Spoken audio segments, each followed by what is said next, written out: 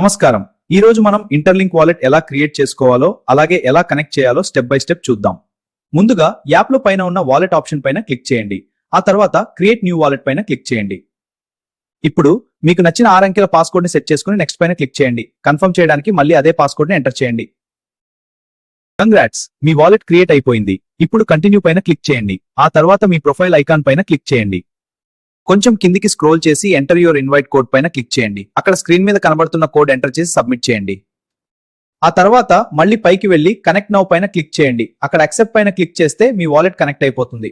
ఇప్పుడు wallet home screen కి వెనక్కి రండి. అక్కడ బ్యాకప్ ఆప్షన్ పైన క్లిక్ చేయండి. తర్వాత show my recovery phrase click చేయండి. మీకు కనిపించే ఫ్రేజ్ ని కాపీ చేసి భద్రంగా సేవ్ చేసుకోండి. దీన్ని ఎవరితోనూ షేర్ చేయకండి, ఇది పోతే వాలెట్ రికవర్ చేయడం కుదరదు.